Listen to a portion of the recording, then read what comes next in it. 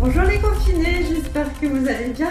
Je rigole parce que c'est que la 15e prise que Doudou est en train de faire. Alors comme promis, aujourd'hui je vais vous apprendre à faire du fromage frais style boursin ou tartare. Moi je vais faire la recette avec mon Thermomix, mais j'entends déjà certaines personnes qui vont me dire ouais mais moi j'ai pas de Thermomix, je vais faire comment? Ben, c'est simple, vous prenez une casserole, vous y mettez 1 litre de lait et vous faites bouillir pendant quelques minutes votre lait.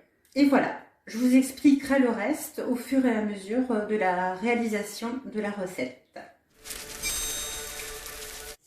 Alors pour ma part, j'utilise du lait demi-écrémé.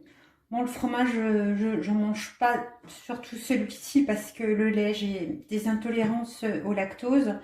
Donc, on peut le faire avec du lait entier, c'est meilleur. Mais moi, je préfère ma famille préfère le lait demi-écrémé. Donc, je le prends et je le verse dans le bol du Thermomix.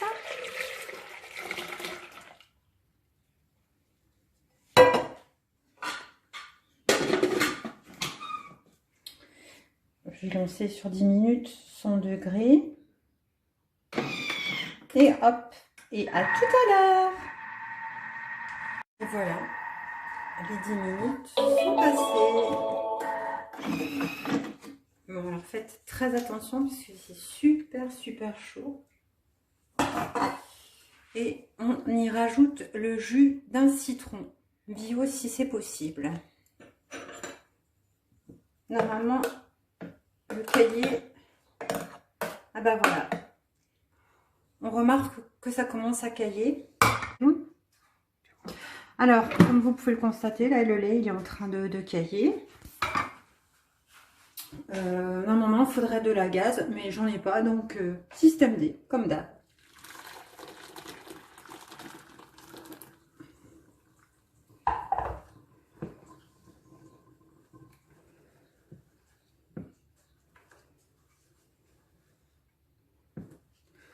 On va pas récupérer beaucoup de fromage. C'est normal aussi. Hein. Je vais prendre cette petite cuillère.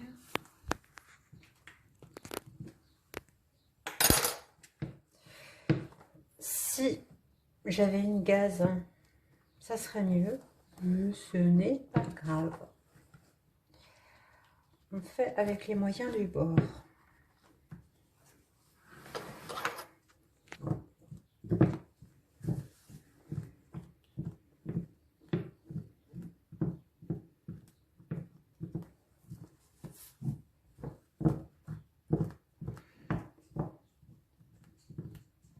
Alors si vous voyez qu'avec le jus d'un citron, ça ne suffit pas, vous pouvez encore ajouter un tout petit peu de citron.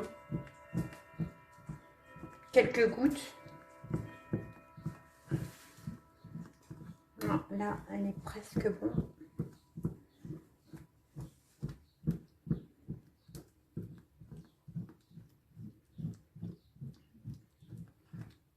J'ai oublié le sel.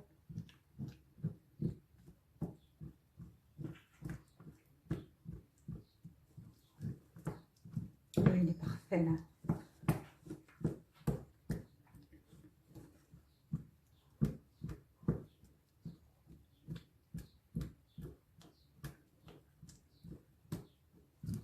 Parfait. Tu restes dessus, je vais chercher du sel.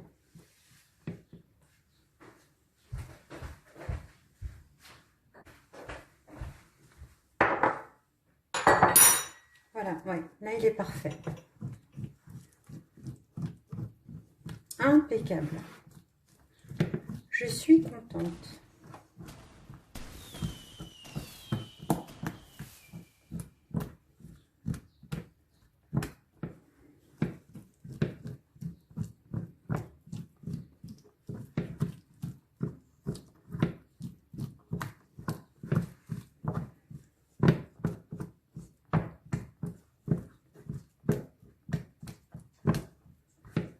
Voilà. Alors, je vais rajouter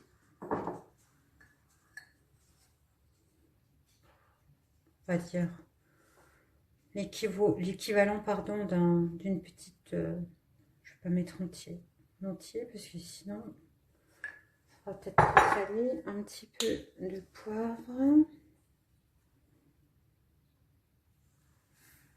Voilà.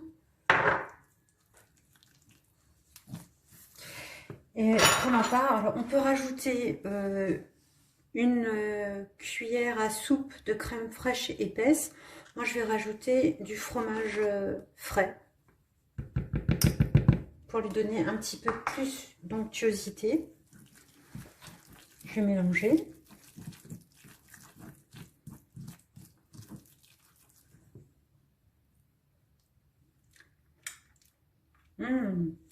Top.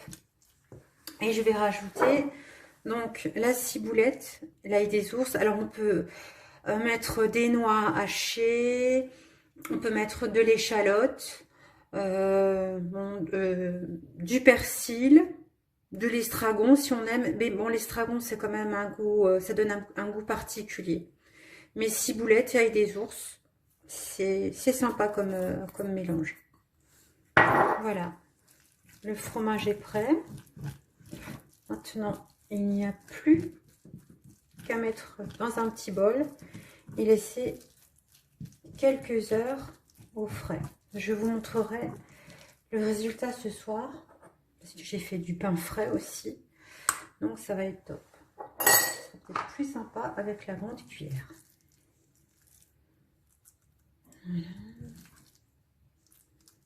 Pour mettre plus aussi de la ciboulette ou de l'ail des ours.